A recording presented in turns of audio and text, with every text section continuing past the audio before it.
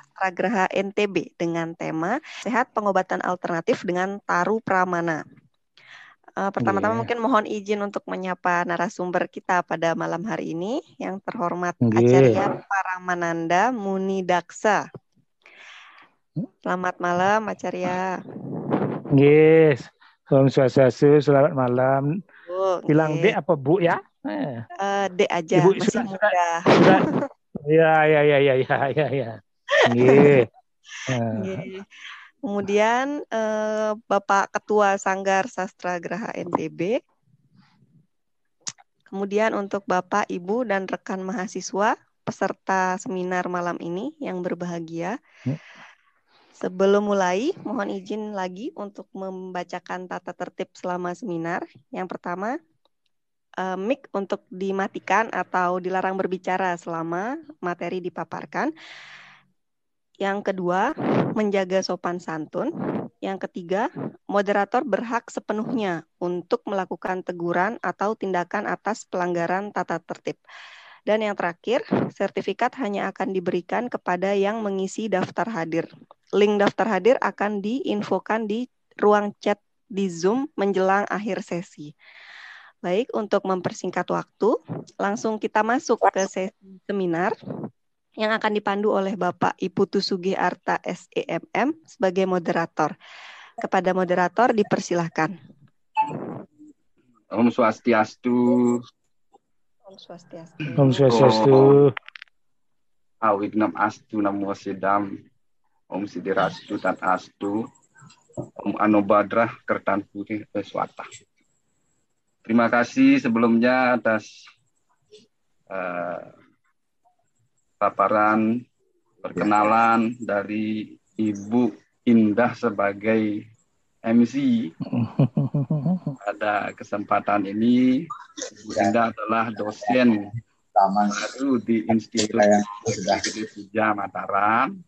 Beliau mengajar di jurusan ekonomi di Fakultas Dharma Bita. Beliau adalah dosen angkatan tahun 2020 kemarin, 2019 kemarin, dan dipekerjakan mulai tahun 2020 di TAH atau Institut Agama Hindu Negeri Gede Puja Mataram.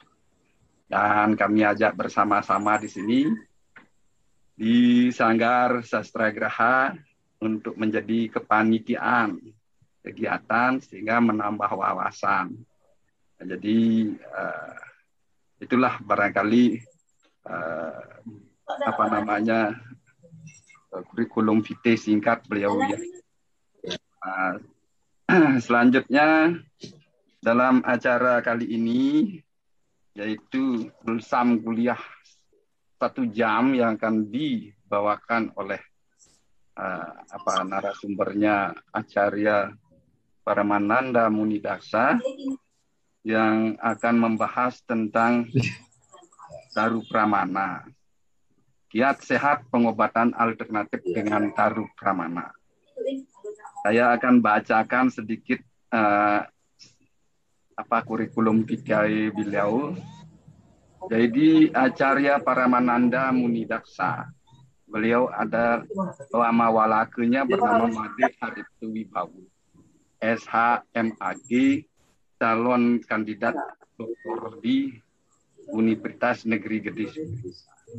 Beliau lahir pada tanggal 3 Maret 1965 di Singaraja. Pendidikan beliau S1 di Fakultas Hukum Universitas Mataram. Dan saya mengenal beliau waktu masih beliau kuliah di Fakultas Hukum. Beliau adalah wartawan koran Nusa Tenggara yang ada di Bali waktu itu. Malah diingetin sama Bud. Ya. S2 beliau ada di Institut Hindu Dharma Negeri Denpasar dengan gelar Magister Agama. Kemudian S3 sekarang dalam proses untuk menyelesaikan di Universitas Negeri Bagus Dua dengan kajian ilmu agama. Beliau juga pernah dalam masa pendidikan beliau.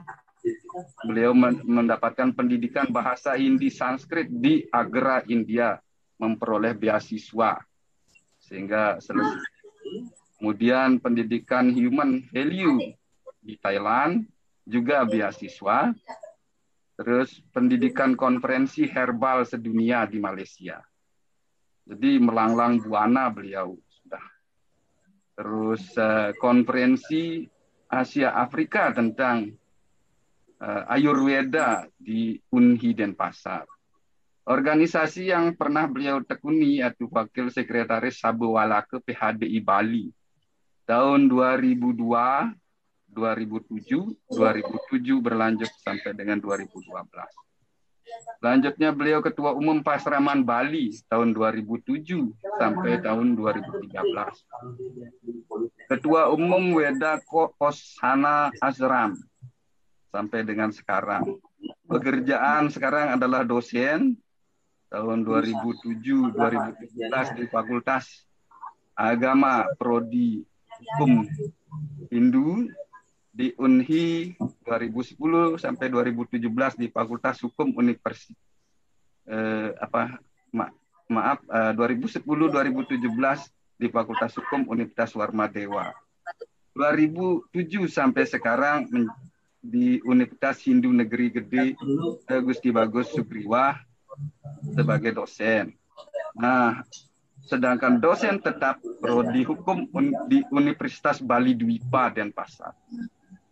Nah, sekarang seharian beliau membuka profesi nusade, ya istilahnya tempat praktiknya di rumah. Karena pengalaman dalam pendidikan komprehensi herbal, beliau kemudian membuka profesi nusade menggunakan Darut Ramani. Itulah kurikulum vitae Bapak Ahmad dengan Abhiseka Acarya Paramananda. Untuk selanjutnya kami persilahkan Bapak Acarya untuk memaparkan materi. Oh, ini SMA-nya juga Singaraja. Iya. Iya. Ada jantung gantian tahun apa dua? Nggih. Om Swastiastu. Mohon Putu atau Bu Indah. Ada background suara keras sekali masuk. Siapa yang mungkin salah satu sedang chatting atau ngomong juga. Di mute ya? Ya, oke. Terima kasih. Nggih. Om Swastiastu sareng sami. Khususnya Pak Putu Sugiharto sudah mengakses, memberikan saya ruang untuk menjadi salah satu narasumber gitu. Kemudian yang kedua, Ibu tak boleh dibilang adik ini sudah jadi dosen. Ibu Indah Suprabawati Kusuma, selamat kenal. Pertama mudah-mudahan kita jauh lebih kenal lagi ya. Boleh nanti diskusi tentang, ayolah kuliah kita ke S3 kan, bisa maju lagi ke S3. Ya, sambil diskusi tentang buku saya sudah terbit hampir 53 Putu. Jadi ikuti aja proses naluriah bahwa menjadi seorang dosen itu tugasnya nulis di jurnal, nulis di Scopus ya. Oke. Kepada peserta seminar, topik kali ini malam ini kiat sehat dengan Taru Permana kan. Saya akan memulai dari Taru Permana ya. Taru Permana itu salah satu cara pengobatan alternatif yang sebenarnya ada komponen lain. Ada sebenarnya yang pertama itu bukan Taru Permana, ada Panca Permana. Ada malah Sad Permana. Satu itu adalah pengobatan dengan satu permana. Pengobatan dengan menggunakan hewan.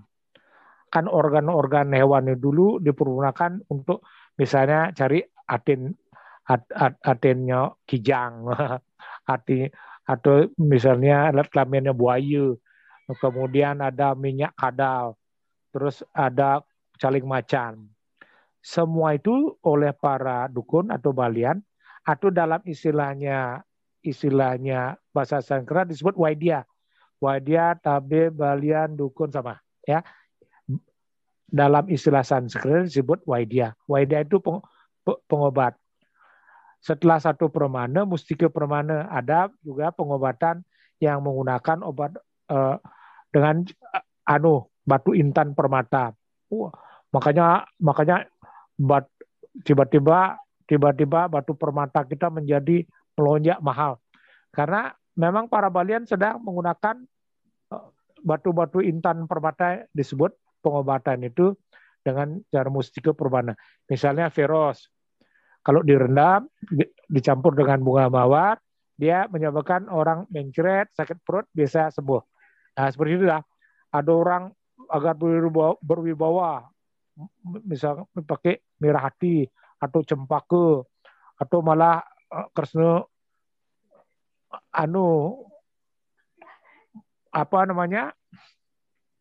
pakai Kresna.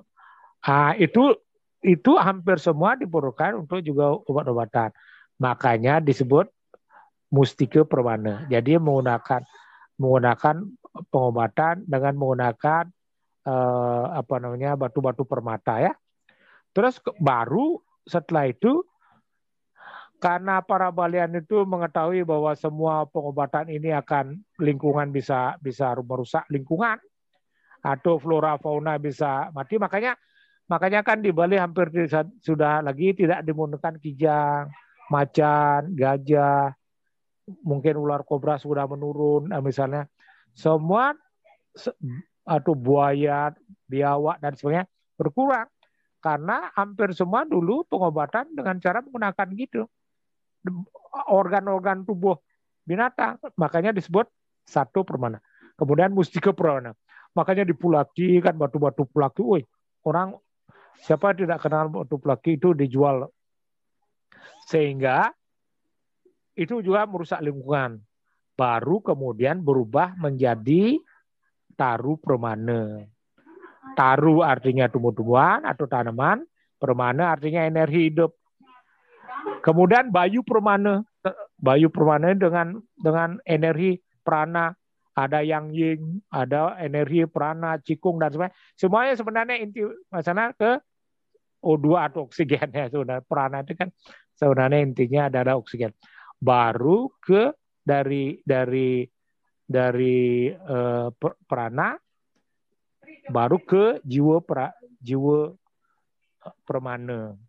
Bayu permana ke jiwa permana. Jiwa permana itu sudah tidak membutuhkan lagi bertatap muka, dia menggunakan kesaktiannya, disebut widya sakti. Di rumah aja bisa mengobati, di luar negeri, dimanapun lingkungan itu disebut jiwa permana. Jadi antara jiwa ke jiwa, soul to soul. Saya kembali ke taru permana. Taru permana dalam Ayurveda disebut Ayurveda. Ayur itu hidup atau kehidupan atau energi. Weda itu pengetahuan tentang kehidupan, disebut Ayurveda. Dalam konsep itu menurun menjadi taru permana atau yang disebut Usada Bali ya. Sebenarnya semua sistem pengobatan di Bali, kalau yang menggunakan para balian tabib Waidya itu, dukun itu menggunakan obat-obatan yang berupa tumbuh-tumbuhan, baru dia disebut pengusada sebenarnya. Karena kata taru dalam bahasa Sanskerta disebut osada, ausada atau osadaya. Makanya kan ada mantranya. Om Diyahu Santir Antariksam Santir Pertiwi Santir Apaha Santir Osadaya Santir Wanaspataya Santir Wiswe Dewa Santir Sarwam Santir Brahma Santir Santirewa Santir sama Santiredi. Semoga di alam semesta, di langit, di air, di laut, di hutan atau di tumbuh-tumbuhan, semua alam semesta, angkasa raya, semua menjadi bahagia. Itu sebenarnya. Santir itu damai dan bahagia. Nah, konsep Ayurveda ini yang menginspirasi seluruh pengobatan yang di Bali disebut usade Bali atau usade taru permane gitu. Cuman latar belakangnya saja yang beda. Ada 3 latar belakang atau prinsip yang berbeda antara Ayurveda dan taru permane menurut saya. Latar belakangnya begini.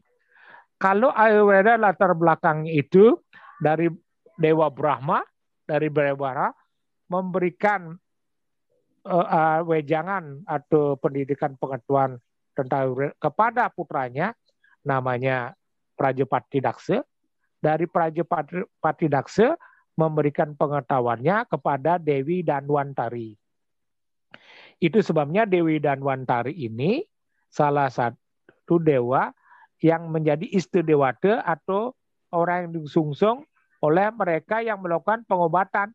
Para dokter, para balian, para waidya, para pengobat, pengusade, dan sebagainya, juru tapakan yang arahnya mengobati, dia harus beliau-beliau ini harus berdoa atau nyungsuk mau kepada Dewi Danwantari. Makanya ada mantranya. Sebenarnya tadi saya mau mengalih ini mantranya. Ini mantram sebelum mengobati orang terhadap siapapun juga para pasien, ini mantranya.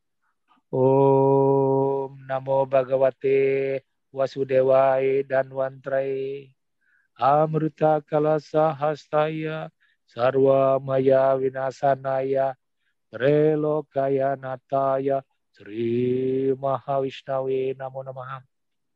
Ya Ibu Dewantari.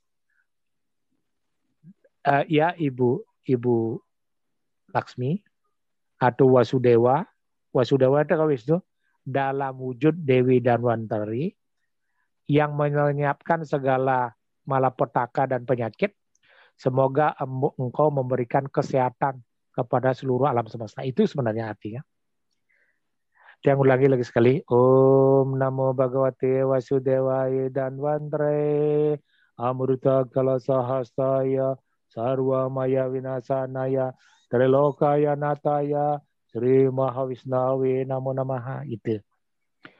Nah, semua pengusade harus menyembah atau berdoa kepada Ibu Dewi Danwantari yang memberikan penyakit. Dulu kan zamannya Rama sama Laksmana ketika dia perang jatuh itu kan Rama kena senjata, kemudian Laksmana juga jatuh kena senjata oleh Hanuman, gunungnya sampai diambil. Itu dah Dewi Danwantari. Gunungnya karena tidak tahu dia obat-obatan mana, obatan kalau tak bawa gunungnya saja dah, biar Dewi Danwantari yang itu dah dukunnya baliannya para dewa, semua kekuatan sakti. Nah, jadi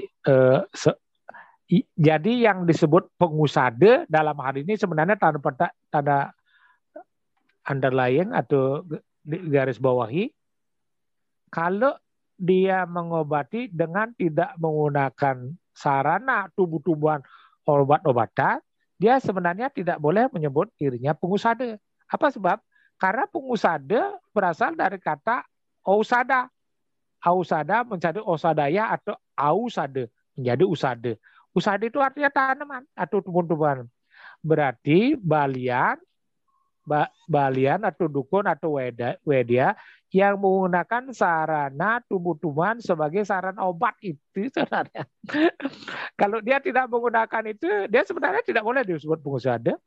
Kalau dia mustika, ya mustika permana, bukan pengusade. Kan tadi ada yang apa namanya? Satu permana, mustika permana, taru permana, wayu permana, jiwa permana. Ada lagi satu yang memasukkan tuyu permana. Karena tirta kan digunakan untuk sarana pengobatan. Sepanjang dia sebenarnya tidak menggunakan sarana obat berupa tumbuh-tumbuhan atau tanaman, dia sebenarnya tidak ngusade. Karena dia harus menggunakan, karena usade taru permana itu satu ya. Usade taru permana sebagai bahan obat. Itu yang pertama. Jadi basis pengobatan itu harus menggunakan tumbuh-tumbuhan atau tanaman sebagai sarana ya. Nanti itu satu. Yang kalau di Taru Permana kan latar belakangnya Empu Kuturan. Ketika Empu Kuturan melakukan pengobatan, kemudian sembuh, tapi lama-lama hampir semua pasiennya tidak bisa sembuh, bahkan meninggal, banyak meninggal. Akhirnya Empu Kuturan berpikir begini, ini kok saya terus gagal ya, terus gagal kami banyak meninggal. Akhirnya beliau kemudian melakukan tapa berata Salak Sabtu Pitu selama Salak Sabtu Pitu. Salak Sabtu Pitu artinya 1 bulan 7 hari. Beliau memberikan pertapaan di kuburan. Karena beliau memberikan dengan tekun bersemadi yoga semadi, turunlah Dewi Durga untuk memberikan bahwa sebenarnya ada jalan. Nah, atas dasar itu kemudian Empu Kuturan berjalan ke tengah hutan. Nah, hutan ini dia yang ngobrol, diajak berdialog. Empu Kuturan dapat menangkap dengan baik kalimat-kalimat yang diucapkan oleh taru-taru ini. Pertama taru yang menyapa itu justru taru pohon kepuh atau tumbuhan kepuh. Tapi beliau mengatakan begini kepuhnya, wahai Empu, meskipun saya sama sekali tidak bisa dimanfaatkan atau dipergunakan karena tumbuh di kuburan,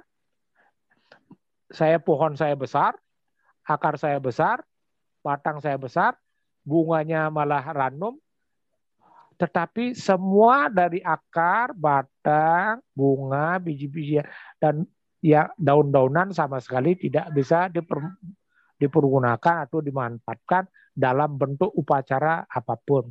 Itu sebabnya di Bali ada keyakinan, di Hindu kita ada keyakinan bahwa semua tumbuh-tumbuhan atau pohon-pohon yang tumbuh sama sekali tidak bisa dimanfaatkan untuk upacara yatnya apapun. Itu latar belakangnya.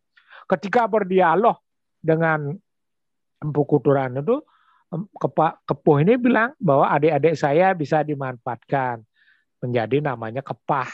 Kan ada pohon kepah. Kepuh, kepah, saudara kandung, saudara.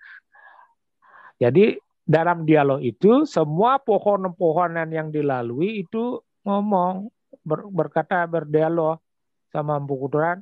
Nama saya tumbuhannya misalnya kepah. Manfaat saya ini. Saya sifatnya ini dan sebagainya. Itu latar belakang pertama.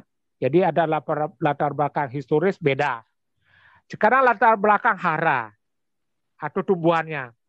Hampir semua tumbuh-tumbuhan Taru Permana yang dimanfaatkan di Bali yang bisa ditemukan dulu ya dalam berbagai penelitian itu hampir mencapai 35.000 jenis pepohonan atau tumbuhan yang bisa dimanfaatkan untuk obat. Tetapi ingat bahwa tumbuh-tumbuhan yang hidup di Bali atau di Indonesia belum tentu bisa hidup di India. Demikian juga tumbuh-tumbuhan yang di India tidak bisa dihidup di Indonesia atau di Bali. Karena apa? Unsur hara, unsur geografis dan sebagainya. Jadi makanya basisnya semua berbeda. Basisnya berbeda. 3 juga pemanfaatannya. Kalau Bali pemanfaatannya semua tumbuh-tumbuhan dipakai untuk loloh kan. Ada loloh cem-cem, ada loloh kunyir, ya. Bukan loloh cem-ceman ya. Ada loloh cem-cem, kalau di Penglipuran itu loloh cem-cem, ada loloh sembung, ada loloh kayu manis, ada loloh bling-bling, ada loloh kunyit dan sebagainya dah.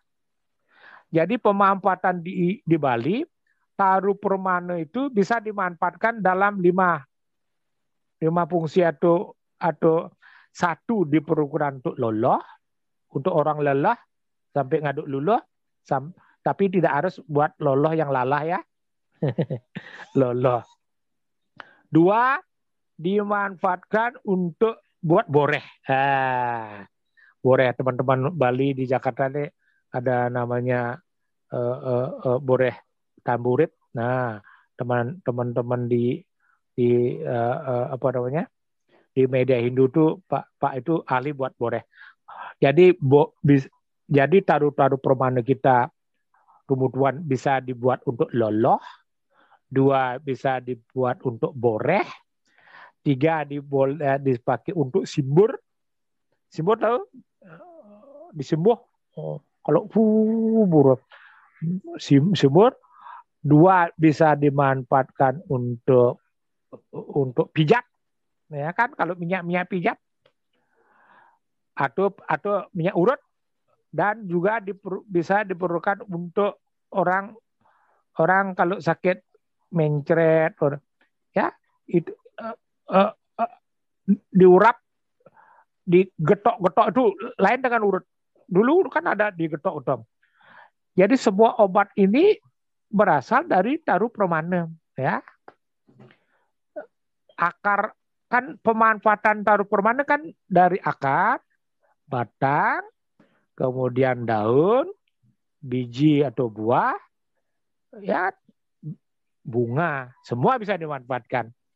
Makanya disebut tetap panca permana, tetap akar, batang, kemudian daun, biji atau buah, dan bunga. Jadi disebut panca permana. Basisnya kemudian sama dengan Ayurveda. Di taruh permana atau di usada Bali, dia dibagi dalam kandungan 3 hal. 1 ada yang panas, 2 ada yang dingin, 3 ada yang dumelade atau tis. Di basis Ayurveda ada yang nama Kapha, ada Pitta, ada Vata. Kapha itu dingin, Pitta itu panas, Vata atau Wayu itu udara. Jadi 3 komponen ini sebenarnya di basis taruh permana atau usada taruh permana selalu basicnya gitu. Semua tanaman obat herbal apapun, dia pasti berbasis itu.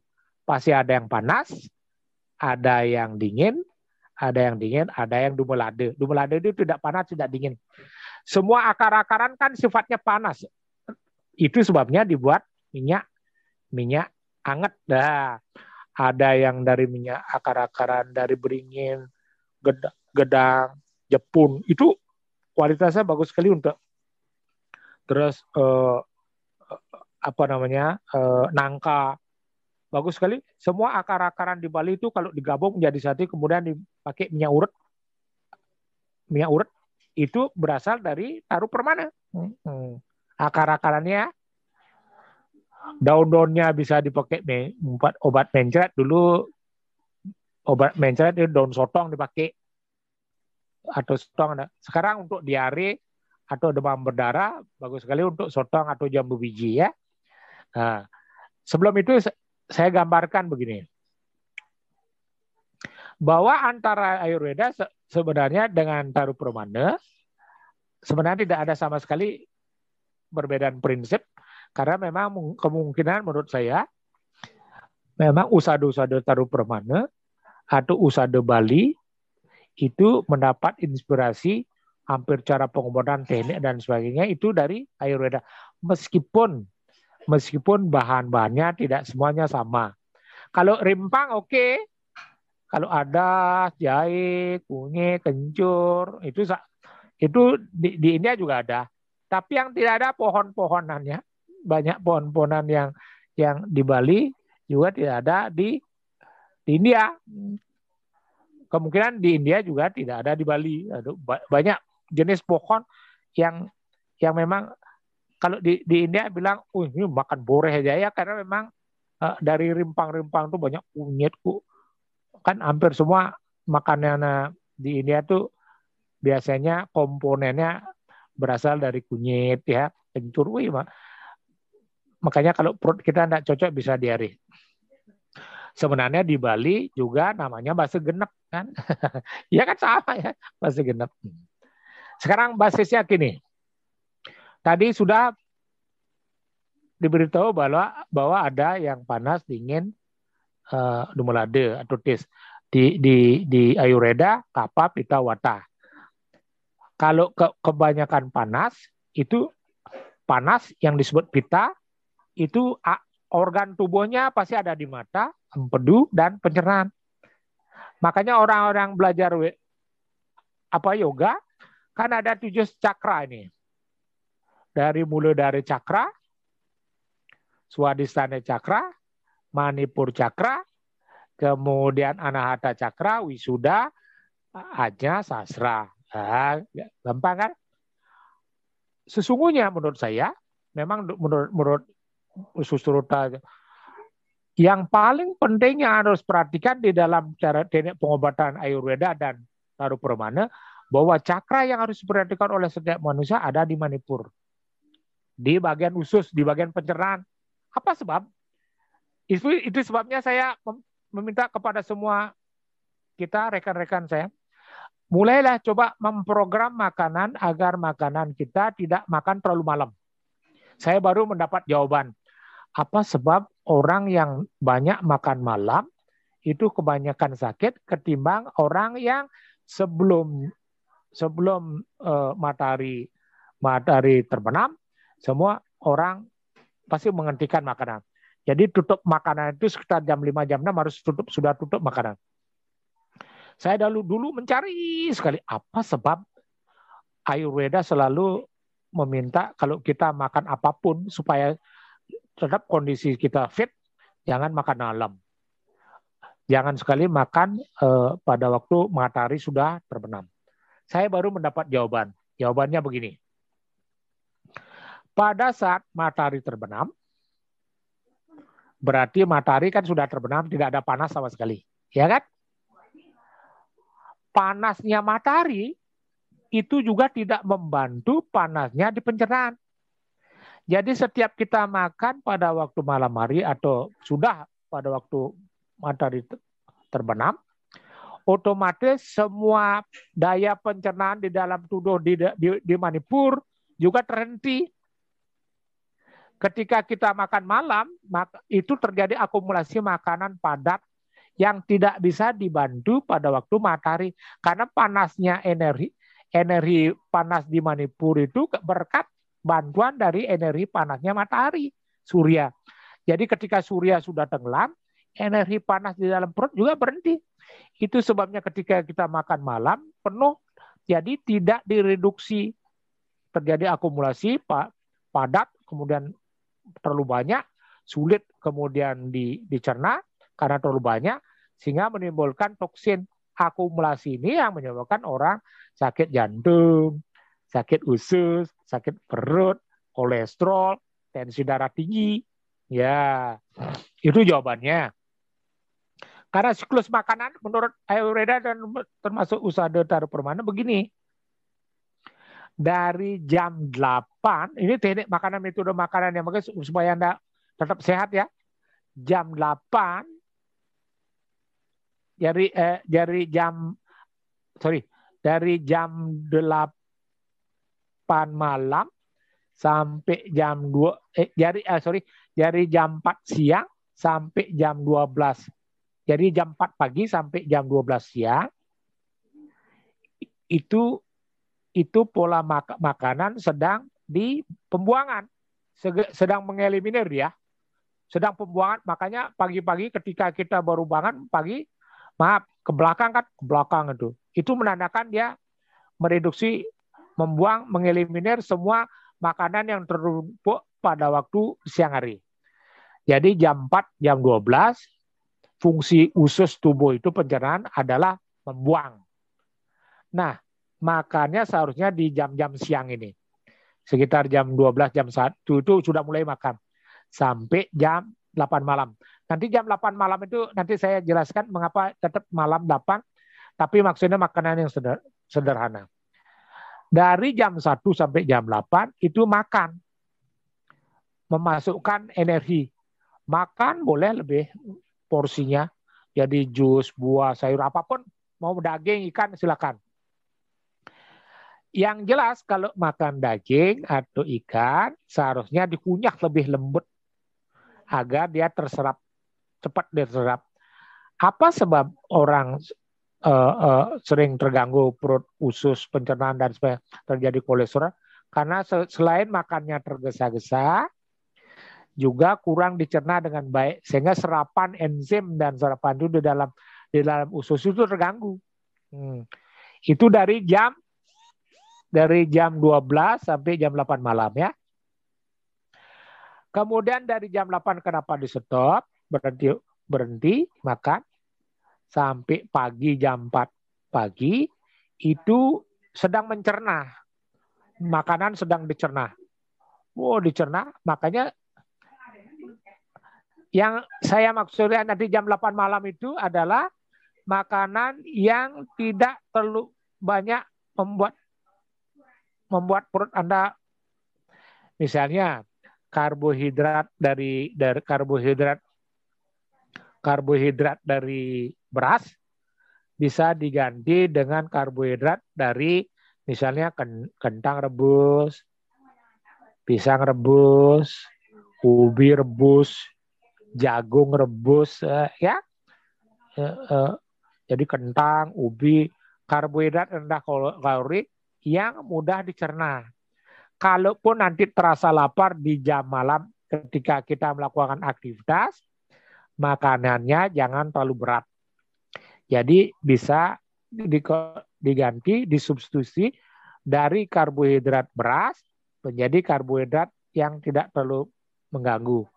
Itu yang saya sebutkan berupa umbi-umbian, kacang rebus, ubi rebus, jagung rebus, pisang rebus, ya, kentang rebus. Sereal itu bagus sekali untuk kalau merasa lapar, pengganti dari beras. Makan makanan berat, daging, telur, jangan sekali. Atau diganti dengan buah atau jus agar dia cepat lembut, dia tidak memerlukan pencernaan yang banyak. Sehingga kondisi tubuh tetap fit. Jadi kalau misal lapar diganti dengan itu. Sebenarnya makanan hanya merupakan semacam kebiasaan saja, habit dia. Kalau sudah kebiasaan makan malam, ya sulit. Tapi kalau buang peraturan-peraturan lama bahwa ini lapar, harus diisi, jangan, enggak usah. Sebenarnya orang sakit di rumah sakit sebenarnya adalah orang yang sakit karena banyak makan. Bukan karena dia sakit karena kurang makan. Hampir semuanya liver, jantung, ginjal, empedu dan sebagainya. Itu kan makannya agak rame. Gitu. Nah itu tekniknya ya. Oleh karena ingat sekali, peraturan makan ini sangat dapat membantu untuk kontrol obat. Nah, sekarang saya kembali ke usade. Usade taru permana. Seperti saya katakan, taru itu adalah tanaman. Permana itu energi, hidup. Taru permana berarti memakan makanan yang berasal dari energi hidup. Sebenarnya yang dimaksud oleh taru permana itu sayur dan buah. Makan sabu-sabu. Bukan sabu-sabu itu, sabu-sabu artinya sayur dan buah. Pagi sarapan bubur. itu. Oleh karena itu basicnya adalah taru. Makanya sebenarnya basic di dalam tubuh itu sesungguhnya ada di perut, di Manipur. Manipur ini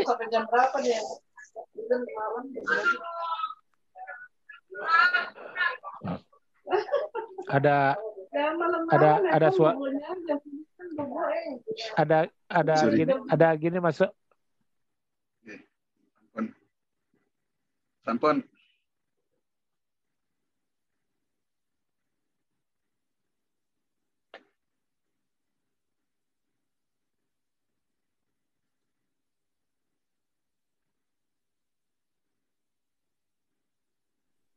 Saya tidak bermaksud untuk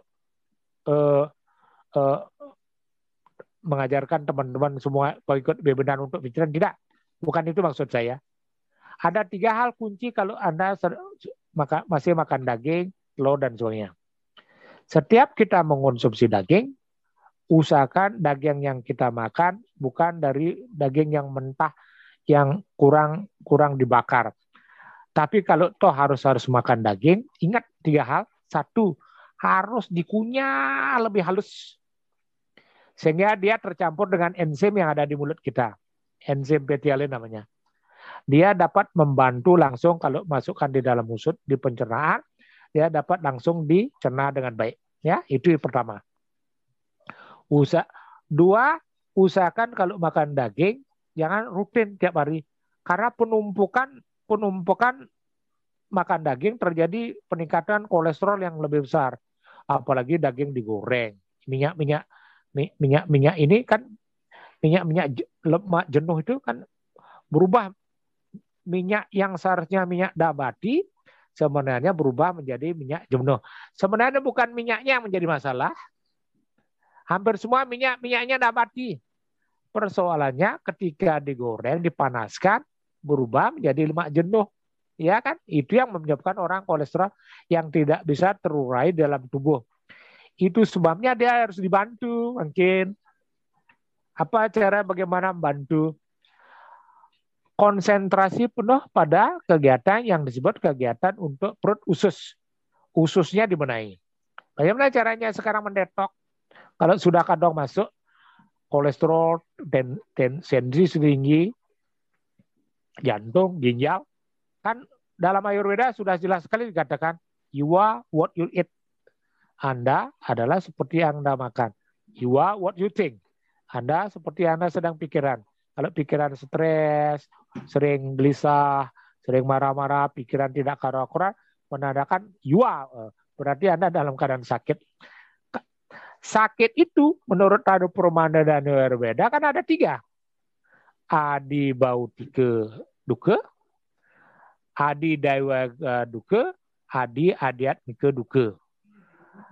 Penyakit yang disebabkan karena, makanya di Bali percaya kalau kutukan, sarang betara, sarang leluhur, tidak ingat sama kawitan, tidak pernah ke pura, tidak pernah melakukan doa-doa besar, ya, itu disebut Adi Daiwidika Duka. Penyakit yang disebabkan karena dikutuk. Makanya orang Bali yakin, oh, dikutuk salang luhur niki. Salang luhur yang disebut salang luhur bukan leluhur yang menyalahkan, karena kita tidak ingat sama leluhur, membakti ring kawitan, membakti ring merajan, membakti ring pura-pura. Salah satu untuk menghilangkan seperti itu. Kemudian ada Dai Bautika Duka, penyakit yang disebabkan karena bencana seperti ini, virus, bakteri, ya, semua jenis-jenis penyakit ini disebabkan. Terus ada yang memang penyakit yang disebabkan karena bencana alam, misalnya gunung meletus, ya, gunung asap dan tsunami, kemudian hujan angin topan, banjir bandang, gempa bumi, semua erupsi gunung meletus, semua penyakit ini disebabkan oleh itu. Oleh karena itu ada teman di dalam itu juga ada di atasnya lagi sedih, duka, penyakit karena pikiran, stres, ya, depresi, gelisah, orang yang pikirannya mengawang-awang sering melamun, tidak karuan, tidak tak-tak. Oleh karena itu Ayurveda dan Usada Tadu Pramana sebenarnya ada 3 basis. Tubuh ini kan terdiri dari 3 komponen. 1, komponennya adalah badan, ya kan? Makanya disebut sawa. Sawa itu sebenarnya badan artinya. Jenazah kita itu kalau meninggal disebut sawa kan? Sebenarnya badan artinya badan kasar. Ring dije sawan itu maksudnya ditanya di mana badan kasarnya. Apa sebab disebut sawa? Karena siwanya tidak ada. Yang menghidupi memberikan roh terhadap sawu itu siwanya tidak ada. Sehingga disebut sawu atau jenazah di Bali. Sebenarnya badan kasarnya. Badan kasar basicnya apa? Anamaya kusa, makanan. Tubuh itu makanya terdiri dari, manusia itu kan terdiri dari tubuh, pikiran, dan jiwa kan. Tubuh basisnya makanan, ya kan? Pikiran basisnya manomaya kusa, unsur maya kusa, dan jiwa mayukusa adalah basisnya Ananda Maya Kusa dan Prajna Maya Kusa gitu. Satu tubuh itu basisnya Ana Maya Kusa, makanya di Bali disebut Anaman. Anaman itu kan arti sifat. Tapi Anaman dimaksud adalah makanan. Berarti tubuh ini bisa besar, tubuh besar dari embrio kemudian menjadi bayi, bayi tumbuh menjadi anak, anak menjadi tumbuh lagi remaja, remaja dewasa, tua. Semua pertumbuhan itu berkat makanan. Makanannya disebut Ana Maya Kusa. Lapisan pertama dari tubuh adalah makanan. Terus yang kedua, itu basisnya adalah pikiran.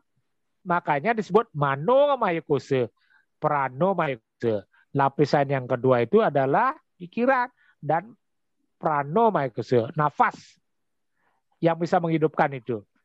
Baru ketiga dan keempat dan kelima, Prajna Maya Kusa dan Ana Maya Kusa adalah untuk jiwa. Jadi pikiran, tubuh, pikiran, dan sekarang apa gininya? Apa yang harus dilakukan dalam Ayurveda taruh permana? Kalau anomaya sakit, berarti fisiknya sakit. Nah, ini hampir 100% berasal dari makanan yang masuk salah gitu. Sehingga dia sakit. Kelebihan makanan terutama sebenarnya orang-orang sakitnya kan orang kelebihan makanan. Karena begitu makanannya. Kemudian penyakit disebabkan oleh karena pikiran, lawannya meditasi. Kalau makanan yang diatur pola makan, ya, yang kalau yang pikiran, Manomaya Kusanya meditasi, yoga, makanya disebut yoga samadhi, melakukan yoga samadhi. Samadhi itu sebenarnya adalah meditasi yang dimaksud. Ya. Kemudian kalau jiwa kita sudah tenang, berarti mencapai ananda. Makanya disebut Ananda Maya Kusa atau Prajna Maya Kusa. Prajna sudah bijaksana. Orang yang sudah mencapai jiwa bijaksana, berarti jiwanya tenang, itu maksudnya. Prajna Maya Kusa dan Ananda Maya Kusa, kalau sudah dia jiwanya bijaksana, dia pasti Ananda Maya Kusa, mencapai kebahagiaan. Tingkat tertinggi dari orang mencapai moksha sebenarnya kan di Ananda Maya Kusa. Oleh karena itu, dengan sangat ini, oleh karena itu, mari taruh permana dijadikan basic pengetahuan untuk kita belajar untuk meningkatkan kesehatan. Dalam terminologi teologi modern kan hanya 3 aja, pola makan, pola pikir, pola hidup. Ya kan cuma itu aja. Pola makan ada di Ana Maya Kusa, pola pikir di Ana Maya Kusa, pola hidup itu ada jiwa Maya Kusa. Orang yang tenang, bahagia, senang, stay healthy, semoga Anda tetap sehat. Makanya mantranya Om Ayo Dehi, Danam Dehi, Widyam Dehi, Maheswari, sama-sama Kilam Dehi, Dehi Me Parameswari. Semoga engkau diberikan karunia kesehatan. Yang pertama itu bukan kesejahteraan. Om Ayo Dehi, semoga tubuh itu diberikan kesehatan. Dehi itu berasal dari kata dehe. Dehe itu tubuh. Orang yang menghidupi tubuh disebut dehi. Ya kan? Jadi tubuh itu mantranya Om Ayo Dehi. Kemudian yang kedua, Om Ayo Dehi, Danam Dehi. Setelah orang sehat kan bisa bekerja. Bisa mencari penghidupan. Bisa mendapat income. Makanya Danam Dehi. Semoga dia diberikan kesejahteraan. Semoga dia kaya kayak apa. Yang penting sejahtera bisa hidupnya. Om Ayo Dehi, Danam Dehi, Widyam Dehi. Baru pengetahuan. Bukan pengetahuannya pertama. Kalau dikasih pengetahuan pertama atau sejahtera. Tapi kalau sakit, maaf ya, kaya. Tapi sakit stroke. Kaya luar biasa. Stroke-nya 30 tahun. Apa yang bisa dinikmati oleh orang kaya tapi tidak dapat menikmati kesejahteraannya, kekayaannya? Kan percuma. Oleh karena itu benar Ayurveda menyatakan mintalah kesehatan pertama. Om Ayo Dehi. Setelah sudah sehat, bisa kerja, bisa mencari sesuatu sehat, baru danam dehi, baru dia harus sejahtera, bisa masukkan sekolah, bisa belanja, beli mobil, boleh. Dan tidak ada sistem agama Hindu dalam kesadaran ekonomi Hindu itu kaya tidak boleh terlalu batal, boleh. Bagaimana memberikan kesadaran kepada orang lain, membantu orang lain. Kalau kita tidak sejahtera dulu baru bisa memberikan dan mulia kepada orang lain, kan itu. Kemudian ketiga baru widyam dehi, baru pengetahuan, bisa masuk dari sel kaya kita bisa sekolah, bisa dari TK, SD, SMP, SMA, S1, S2, S3. S2 serang seruyung, S3 kan itu ya. Jadi tingkat pemahaman tentang Usada Bali atau Taru Permana tidak hanya bercokol pada pandangan tentang obat-obatan tumbuh-tumbuhan, karena tumbuh-tumbuhan itu merupakan sebagian kecil dari hidup. Tetapi maksudnya Taru Permana Ayurveda ini adalah agar semua sebenarnya simple living, high thinking. Saya punya istilah simple living, high thinking. Meskipun dia makanannya sederhana, kan hampir semua orang besar justru makanannya ubi, ya kan, jagung, ya, nasi sile dulu, ya, nasi sile, tapi anaknya bisa jadi presiden, bisa jadi gubernur, ya. Justru makanan yang mewah itu menyebabkan orang penyakit. Dulu makanan sile, bubur, ya, pisang, banyak buah-buah yang hidup di dalam. Makanya makan buah yang ada musim, ya. Sekarang misalnya musimnya buah apa, wah makan, dia tidak akan mengalami apa-apa, karena ketika buah itu dia disesuaikan dengan kondisi tubuhnya. Misalnya orang Karangasem kan menghasilkan banyak salak. Ketika makan salak mereka banyak-banyak, tidak terjadi apa-apa. Karena apa? Mungkin Tuhan sudah memberikan fisik tubuh yang kalau dimakan ini. Misalnya juga di desa di Beleleng itu ada namanya madenan sidetepe. Buah yang dihasilkan adalah duren, atau kalau duren di Surunadi, duren di tengah tuh duren aja. Kalau dimakan duren pada waktu musimnya tidak apa-apa. Karena mungkin orang-orang di sana kan ada pura di dalam Surunadi kan ada pura Cempaka. Di sana desa di sana banyak sekali duren. Orang makan duren seperti biasa, seperti orang makan nasi dia buah. Tetapi dia tidak sakit. Apa sebab? Karena Tuhan sudah memberikan tubuh fisik dia seperti itu. Sama dengan orang Kindemania, Bedugul, kan daerahnya dingin. Tapi mengapa kuat sekali mereka dingin? Ya karena mereka diberikan tubuh fisik untuk tahan dingin. Kalau kita masuk ke sana justru sakit. Atau kalau mereka orang-orang Kindemani atau Bedugul itu pindah ke daerah panas, malah kepanasan dia. Jadi begitulah Tuhan memberikan kondisi fisik kepada kita sesama. Mungkin dulu. Ini sudah 1 jam 7 menit. Saya kembalikan dulu ke moderator atau siapa, Putu. Ini biar ada tanya jawab supaya nanti tidak hilang gininya. Silakan.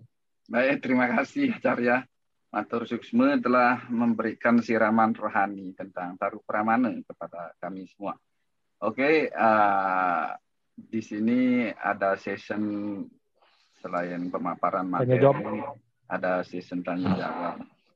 Silahkan Bapak Ibu yang berkeinginan untuk bertanya akan diberikan jawaban oleh Acarya. Untuk membuka kamera, kemudian membuka mikrofonnya, bisa langsung bertanya atau melalui chat. Selamat malam, Pak. Om Swastiastu. Om Swastiastu. Wah, saudara saya dari Jakarta nih. Gimana? Semua ini tadi agak terlambat yang masuk agak joinnya nih Pak Carya sama Pak Putu. Menarik ini kaitannya dengan napidana masalah napidana taruh permana ya. Dan apalagi dikaji, dihubungkan dengan panca mahakota, napidana panca Mahabuddha. Panca Mahakosa. Panca Mahakosa. Mungkin sekarang kan lagi kita yang jadi masalah saat ini kan masalah penyakit COVID-19 ini. Nah, dari perspektif taruh permana niki kan kalau dihubungkan dengan napidana panca mahakosa niki, nah niki kan ya kalau kita apakah ini menyerangnya niki adalah apakah yang diserang adalah Anamaya Kosa, Pranamaya Kosa atau dari si persepsi taruh permana ya, taruh permana niki kira-kira menurut acara niki yang diserang niki dari COVID niki ya, apakah Anamaya Kosa atau Pranamaya Kosa nih Pak? Atau mungkin lagi mungkin dan kuliah kira-kira bagaimana menyikapi dari perspektif taruh permana niki masalah COVID niki Pak, masalah COVID-19. Cukup semua acaranya. Om Santi Om. Om Santi. Dijawab apa? Langsung dijawab saja. Ada pertanyaan sambil menunggu. Silahkan acaranya langsung menjawab pertanyaan pada Pak Nyoman Jendrike tentang hubungan antara Pancamaya hubungan dengan COVID-19. Terima kasih. Ya, terima kasih Jen. Bagaimana baik-baik? Masih kena banjir. Udah kering. Banjirnya udah kering. Sudah tidak hujan ya? Sudah tidak hujan lagi ya? Udah enggak. Iya. Ya. Saya mau jawab di perspektif begini. Mudah-mudahan nanti lanjut ke COVID dalam pengertian yang lebih spesifik. Tadi saya sudah jelaskan bahwa penyakit itu ada yang disebabkan karena salang diwe. Di Bali kan ada keyakinan dikutuk, kemudian salah leluhur, karena dia tidak pernah ingat sama leluhurnya, tidak pernah membakti kekawitannya, kemerajan, apalagi ke pura, hampir semua putus. Itu sebabnya leluhur kita juga ikut marah. Itu kena kutukan, ya. Namanya Adi Daiwa Duka, penyakit yang disebabkan karena supranatural. Jadi kalau kita sering menyumpah-nyumpahi di putar, kan kalau kita marah, kalau tidak rasa, kalau kita permohonan kita tidak diikuti oleh Ida Saweda tuh, kalau kadang-kadang kan kita berkata kasar ya, nyumpah lagi. Menyalahkan Betari, menyalahkan Dewa. Benar. Mohon maaf kalau belelengan ndas keleng ini. Semua kalimat bersumpah serapah itu ditujukan kepada Dewa Betara. Dewa Betara namanya Dewa Betara masih. Ya itu kan juga marah beliau. Itu sebabnya ada penyakit yang memang disebabkan oleh kutukan atau salah luhur atau nyumpah-nyumpah itu. Misalnya Matajan kalah, ndas keleng di Betara. Kadang bahasa-bahasa itu keluar orang-orang ya itu yang sebenarnya. Saya satu. Kemudian ada penyakit yang disebabkan karena virus atau ada mikeduku, penyakit yang disebabkan virus, bakteri, termasuk dulu penyakit yang disebut Gering Agung itu lepra di dalam Usada Bali. Lepra dulu dalam zaman dulu belum bisa disembuhkan seperti sekarang. Belum bisa disembuhkan seperti sekarang. Penyakit itu makanya ada penyakit yang disebabkan karena virus, bakteri, karena memang penyakit alam, ya. Disebut adiat mikeduka. Yang satu ini penyakit yang disebabkan, lagi satu penyakit yang disebabkan bencana alam. Kena banjir penyakit itu. Rumah bisa 3 hari.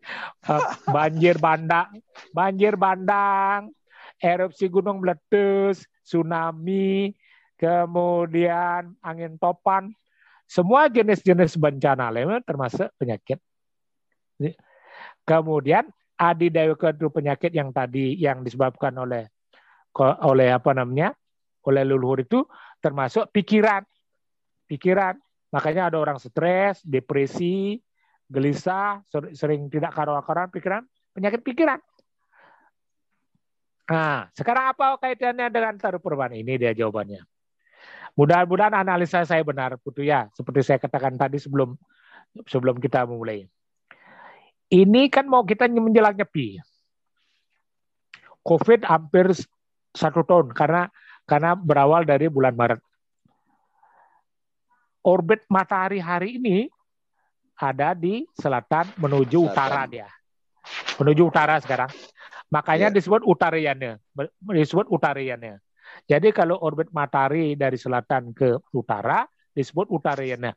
Persis di film ke dalam sange dan mau nyepi nanti tanggal 14 itu kan kalau tidak salah tanggal 13 filmnya menuju 14 nyepi. Nah, persis 14 Bali seluruh Bali masyarakat Indo kita akan nyepi. Menyepikan diri ya. Menyepikan dari 3 unsur apa? Dari kegiatan 4. Makanya catur beratu penyepian kan 4. Semua kan terhenti. Itu sebabnya orbit matahari yang masuk ke utara yana, mudah-mudahan menurut analisa saya, mudah-mudahan termasuk keyakinan saya. Jadi seluruh virus yang jelek itu masuk, ditutup sama Betara Durga. Nah, jadi seluruh penyakit itu dikunci. Sebenarnya penyakit itu ada di Dewi Durga. Ada Durga, makanya orang-orang yang menimbun dan menebar itu. Tetapi ingat, bedakan antara Durga yang memberikan sakti kepada kekuatan dengan Durga yang kan di Bali kalau masuk ke pura dalam kan Durganya melalung ya. Ada kayak pemarah. Sebenarnya bukan itu. Dewi Durga atau Betara Durga di Bali, dia bukan seperti itu. Kalau yang sering marah itu disebut Kalike namanya. Beliau itu di Bali ini sebenarnya menyembah Kalike bukan Dewi Durga atau kalau Dewi Durga itu kan orangnya cantik sekali. Dalam dur itu artinya yang menegakkan kebenaran. Dur itu yang menegakkan kebenaran. Makanya kalau orang perang harusnya kalau tentara, polisi harus menyembah Dewi Durga termasuk para Balian karena dia sedang menegakkan kebenaran. Dalam kaitan ini di dalam taruh permana ada kemudian obatnya itu benar. Ini obatnya ya. Ini mudah-mudahan ini bisa dimanfaatkan. Kalau virus COVID ini kan COVID ini coronavirus 19 ya. Kan yang diserang semua sistem pernapasan. Yeah. Dari hidung, tenggorokan, kemudian pernapasan paru-paru sama menjadi asma dia. Itu sebabnya orang yang kena COVID itu pasti sesak dia. Batuk, flu dan sesak nafas. Karena masuknya dari lewat itu. Semua lubang-lubang komponen lubang ini dimasuki, kan makanya dipakai masker ini agar dia tidak masuk melalui hidung, ya kan? Tidak bisa melalui mulut. Karena kalau dia masuk ini, semua sistem pernapasan pasti dikejar. Itu sebabnya orang sesak nafas, ya. Sesak nafas ini sebenarnya obatnya wenten. Ring taruh permana antara lain salah satu penyembuh semua penyakit yang termasuk virusnya namanya tapi ada nih ini tiang nak maret ya. Jangu kuning jangu tuh kuning jangu tuh. Apa sebab jangu? Nah, sekarang saya mau latar belakang supaya orang mengenal jangu. Coba orang lawar-ngawar di Bali untuk meredam rasa amis itu kan jangu dikasih. Kemudian jangu bisa dimanfaatkan untuk mendeteksi orang yang sudah kena keracunan. Racun-racun yang berada di dalam tubuh termasuk ampur ya, kena cetik semua, jangu obatnya. Yang taruh permana, usada taruh permana, jangu obatnya. Itu sebabnya kalau ingin membuat untuk COVID agar paru-paru kita strong, kemarin saya berapa kali Jen termasuk saya buatin ya. Salah satunya saya kasih jangu, jahe merah, semua dalam bentuk rempah-rempah dalam bentuk rimpang, rempah-rempah. Kan rimpangnya ada jahe merah, ada jahe, ada temu, ada serai, kemudian ada temulawak, ada kunyit dan kencur. Serai itu jadiin satu. Campur dengan jangu lebih banyak. Fungsinya adalah mengeluarkan dahak atau virus-virus yang sudah kantong masuk di paru-paru. Dia menempel di paru-paru. Itu sebabnya orang sesak nafas. Apa yang diserang paru-paru? Kalau sudah paru-paru diserang, kemudian sesak nafas pilek, berarti di perut itu pasti, kalau kita minum itu, dia mendetok seluruh sistem pencernaan di perut. Makanya seperti saya katakan tadi, Putu, di awal. Semua sistem pencernaan, cakra, sesungguhnya ada saktinya ada di manipur, di pencernaan. Termasuk makanan yang salah makan. Semua kalau makanan sudah salah ada di usus pencernaan kan berarti bisa diare kan, 2 sembelit ya, kena liver, termasuk paru-paru, ginjal dan sebagainya ada di perut. Untuk mendetoksifikasi, mendetok semua sistem pencernaan itu harus dia mulai awal. Sehingga kalau misalnya sudah itu minum, jadi sebenarnya bahan-bahannya ada 16.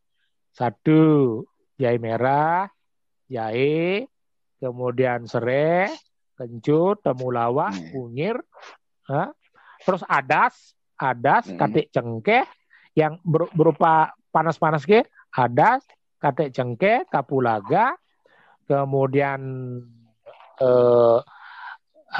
merica hitam, sama hangat-hangat semua ya. Semua panas-panas semua. Justru nanti kalau panas itu kasih, kemudian kalau tidak suka itu kasih tapi adanya gula merah. Tapi gula merahnya yang atau madu. Gula merah, tapi yang madunya pulang langsung jangan dimasukin. Begitu hangat diturunkan dulu sebentar, diaduk. Sudah mau minum itu baru diaduk kasih madu. Madu tidak boleh dipanaskan. Dia justru menyebabkan jadi kalau nanti begitu minum ya, kalau orang yang kena keluar gini dah virus itu sebenarnya jadi melonggarkan seluruh sistem pernapasan dari tenggorokan karena hangat sekali. Jadi dari tenggorokan itu sampai paru-paru. Begitu diminum rutin 3 kali itu keluarnya persis gini. Itu salah satunya. Terus kedua, hangat-hangat gini di leher ini harus dikasih boreh. Boreh yang cocok di Jakarta ada. Media Hindu cari namanya tambu urip. Boreh tambu urip cari media Hindu. Letakkan di dada, di punggung dan di leher. Jadi membantu sistem pernapasan dalam untuk keluar dia banyak sekali.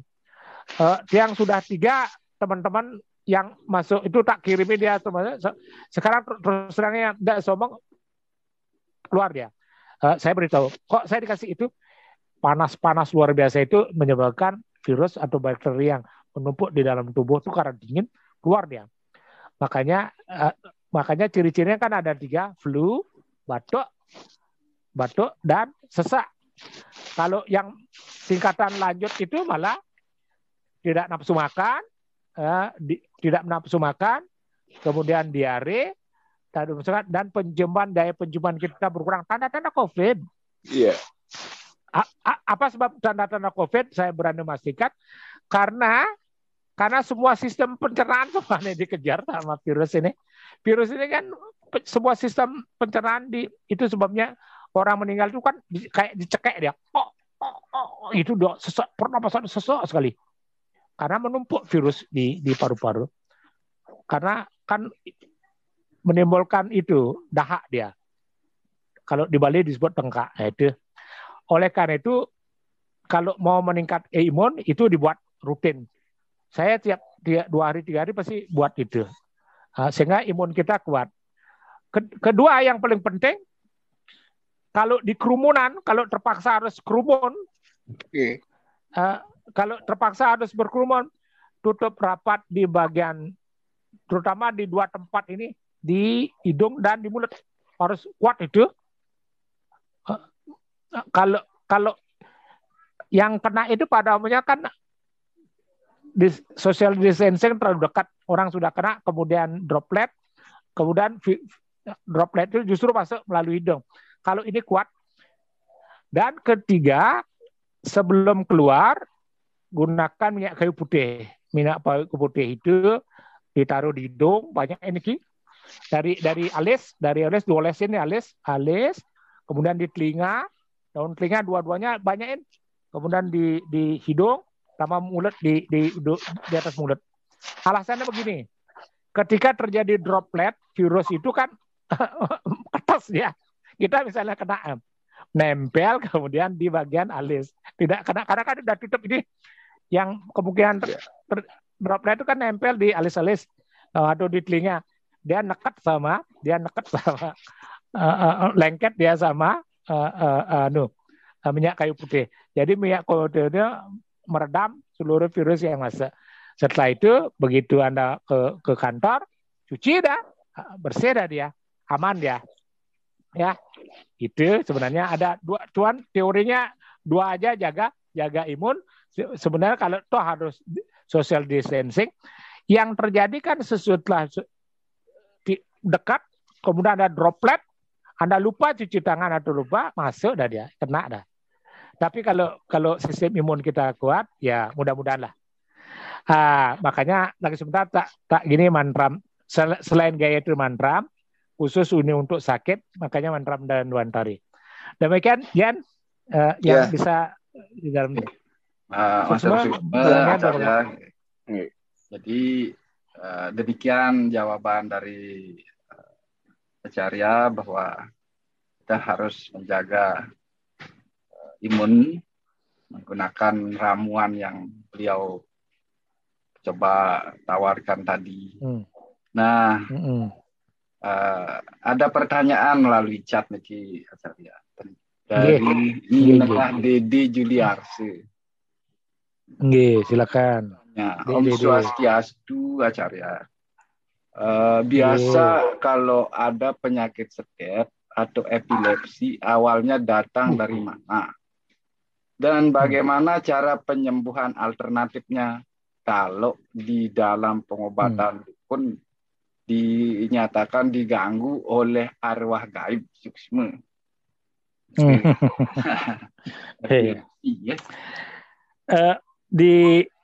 Ini kebetulan ada baiknya, kalau dibilang baik kan keliru. Di tengah-tengah COVID, saya menulis buku namanya COVID dan Usada Taruh Purana. Di sana ada salah satu yang saya sebutkan, pertanyaan itu persis epilepsi. Epilepsi kalau ditinjau dari segi kesehatan, dia sebenarnya kan awalnya itu ada kerusakan di dalam struktur di otak sebenarnya, di itu, sehingga lemah, menyebabkan dia sering sakit atau sering pingsan, atau kan kadang-kadang ciri-cirinya mengeluarkan buih dia. Dulu epilepsi termasuk salah satu penyakit yang dimasukkan dalam Usada Bali, ya, Usada Taruh Permana. Maksud saya Usada Taruh Permana. Saya menyatakan begini, semua penyakit yang diderita oleh seseorang sebenarnya merupakan reaksi karma masa lalu. Namanya purna karma. Artinya karma dahulu yang belum ditempatkan. Di Hindu kan ada Sancita Karma Pala, Prarabdha Karma Pala, kan Kriamana Karma. Penyakit yang keterima apapun dalam kondisi sekarang merupakan akibat dari karma masa lalu. Pak Putu Sugi, beliau ini Pak Jenderal di PPATK, sangat luar biasa karmanya. Karena itu sebabnya kita harus bangga dan merupakan purma jadma. Saya kalau buat saya bukan itu masalah. Dia menerima karma masa lalu yang disimpan pada waktu, namanya purwa jadma. Purwa jadma itu adalah melanjutkan karma-karma masa lalu sehingga masa sekarang. Itu sebabnya kok oleh orang kita ini tidak boleh iri. Karena apa? Kalau ada orang pinter, misalnya matematika, aeronautika, kemudian bahasa Inggris, apapun yang dia bisa, termasuk karma yang harus dinikmati sekarang, dia merupakan proses kelanjutan karma masa lalu, termasuk penyakit. ada orang menjadi ular kobra. Jangan salah, di dalam tesis hipotesa cerita masa lalu, dia bukan mitologi, dia memang kenyataan. Saya kasih contoh biar ini percaya bahwa epilepsi sebenarnya juga merupakan penyakit masa lalu. Saya kasih contoh ini sekarang. Suatu hari ada seorang murid yang belajar di ashram dari sejak umur 16. Ketika dia disuruh dia tinggal di ashram, dia selalu menyatakan kepada gurunya bahwa dia belum bisa. Kemudian dicari umur 20, belum. Kemudian dia belum sampai 8 kali dicari. Dari dia sejak muda 16, kemudian menjadi dewasa, kemudian menikah, punya anak, sampai dia harta kayanya luar biasa. Dia hampir 30 tahun menolak untuk masuk ashram. Kemudian karena harta kekayaan sudah melewati batas, suatu hari dicari terakhir oleh gurunya, ayo kamu sudah harus siap ke ashram. Nah guru, masa saya sedang menikmati harta kekayaan saya disuruh masuk ashram, saya kan masih punya anak, masih punya cucu, saya sedang menikmati harta kekayaan, masa saya masuk ashram? Berarti kan saya harus meninggalkan ashram. Baiklah kalau gitu pulang. Ketika sudah mulai agak tua, meninggal muridnya ini lahir sebagai orang ular kobra. Jadi sebenarnya ular kobra itu adalah orang yang sangat terikat dengan harta kekayaan. Masih juga ini gurunya cari ke tempat itu. Nak, tolong antar saya ke belakang di rumah ini, di tiang listrik itu ada ular kobra besar. Anak ini marah nih, anaknya cucu-cucunya ini. Ini bapak ini sudah tua, masa ada rumah saya begini mewah, besar. Kok dibilang ada ular di sini? Nggak mungkin. Nah, pokoknya antar saja saya ke tempat di belakang. Begitu diantar di belakang, benar ular kobranya sedang melilit tiang listrik. Gurunya tidak merasa sungkan-sungkan, tidak merasakan tidak akan merasa digigit, dipatok ular, diambil langsung dimasukkan ke karung, masukkan karung, dibawa ke ashram. Ularnya berkata gini, guru, kok tahu guru saya jadi ular kobra? Kok guru selalu mengikuti saya? Kok guru tidak memberikan lepas saya? Kok guru selalu sepertinya ingin tahu saya? Apa jawaban guru? Kalau seorang murid yang sudah berkata dia ingin menjadikan murid, guru harus bertanggung jawab terhadap seluruh kehidupannya. Jadi meskipun engkau ular kobra, kenapa kamu dapat badan kasar ular kobra? Karena kamu sangat terikat dengan harta kekayaan. Aku sudah tahu bahwa kamu besok lahirnya menjadi ular kobra. Ketika engkau meninggal, jadi ular kobranya harus. Terus ngapain saya ke ashram? Belajar gitu. Dibawalah ke ashram. Ular kobranya menjadi muridnya gurunya ini. Sampai bisa berdialog. Seperti putra bisa berdialog dengan pemuda. Sampai kemudian ular kobra ini lahir kembali menjadi manusia dan dijadiin murid gitu.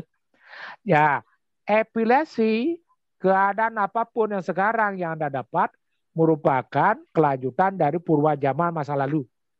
Epilepsi bukan keturunan. Epilepsi juga bukan karena penyakit salang dewa dan sebagainya. Epilepsi merupakan proses karma masa lalu. Di epilepsi sebenarnya sangat bisa disebut dengan 3 hal. Memutus mata rantai karma, ya, memutus mata rantai karma. Artinya ketika kita mendapat penyakit seperti itu, apapun yang penyakit yang kita dapat, putus mata rantai itu dengan selalu berdoa kepada Dewi dan Wantari. Tadi mantranya 1, itu memutus mata rantai, memohon. Kedua, agar dia dalam kehidupan sekarang diberikan kesehatan. Obatnya apa? Tadi obatnya apa orang kena epilepsi? 1, kalau orang epilepsi itu harus yang harus ditinggalkan adalah minum yang dingin-dingin sama sekali. Sebab kalau jatuh itu kan bisa meninggal. 1, coba cari jebo garum, ya. Dua, kemudian kayak jangu tadi. Ketiga, adas sama kapulaga. Dibuatin boreh yang jangu sama daun sulasih campurannya ya, jangu, kalau boleh dikasih tulasi sama samiroto. Rutin minum Dek. Dia pido lagi satu pido, dia akan membantu sistem saraf di dalam tubuh dan mendetoksifasi racun-racun dalam tubuh. Kalau rutin minum, ya mudahan kadang-kadang kan orang sakit nih kalau mulai kumatnya, apalagi tidak percaya, tidak disiplin. Kemudian yang harusnya tidak dimakan. Kalau sudah kena epilepsi, garam jangan sekali, soda-sodaan jangan sekali, minum alkohol jangan sekali, buah daun duren jangan sekali, mie, kopi itu harus orang epilepsi itu harus disiplin. Ketiga, lakukan meditasi seriang deh. Lakukan kegiatan yang aktivitasnya seriang-riangnya. Sehingga dia melupakan. Salah satu yang perlu dilakukan orang epilepsi adalah dengan cara meditasi. Meditasi rajin. Kalau bisa latihan yoga yang pilih yoga gerakan-gerakan asanas yang tidak terlalu berat. Coba instruktur yoga, kalau epilepsi gerakan-gerakan apa yang cocok itu. Jadi 3 hal itu harus dilakukan orang yang kena epilepsi ya. Karena di dalam Usado Bali itu disebutkan ya. Nggih. Suksma siapa namanya? Dede Suksma ya. Dengar Dede Juliarse. Agak panjang-panjang jawabannya Ampura biar jelas soalnya sebab kita kan mengupas hal-hal yang sifatnya bisa diimplementasi agar bisa dimanfaatkan oleh teman-teman. Oh, sakit ini ya. Nggih. Gitu putu. Nggih, durus. Kalau ada lanjut silakan. Bagaimana Dede Juliarse, silakan kalau mau langsung bisa bertanya kepada Acarya. Kalau begitu paham tadi sempat keluar dari karena sinyalnya barangkali deh. Silahkan Dede kalau mau langsung. Dede sakit ya? Dede. Informasinya. Nggih. Beritahu kalau memang Dede yang kena. Kalau memang Dede yang kena atau teman yang kena atau keluarga yang kena, lakukan itu 3 hal ya. 1. Ada keluarga. Pantangan orang yang kena orang epilepsi, jangan sekali minum dingin atau kena dingin. Itu sebabnya dia harus selalu minum. Termasuk mandi dia harus panas. Rendam kakinya dengan air panas, dikasih campur garam, dicampur basi, rendam dia. Rutin tiap hari kalau bisa 2 kali. Ya. Kemudian yang tidak boleh kelor jangan sekali dulu. Untuk epilepsi kelor, gunde, air kelapa jangan sekali minum. Yuk kumat dari itu, buncis sama sekali tidak boleh ya. Jadi harus di makanannya Dede ya,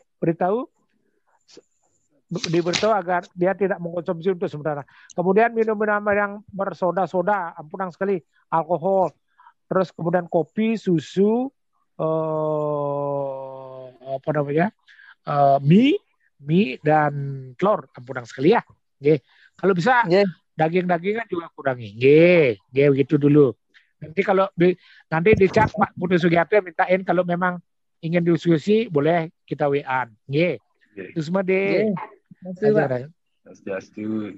Matur suksma. Dede adalah mahasiswa kita juga di Institut Agama Hindu Negeri di Prodi Ekonomi. Minta izin minum ya.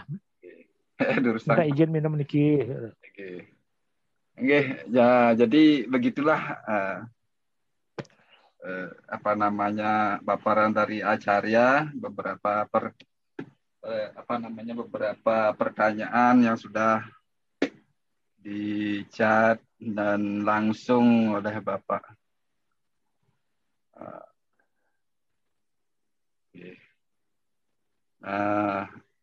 Selanjutnya Dede apa ini mau diulang mantranya?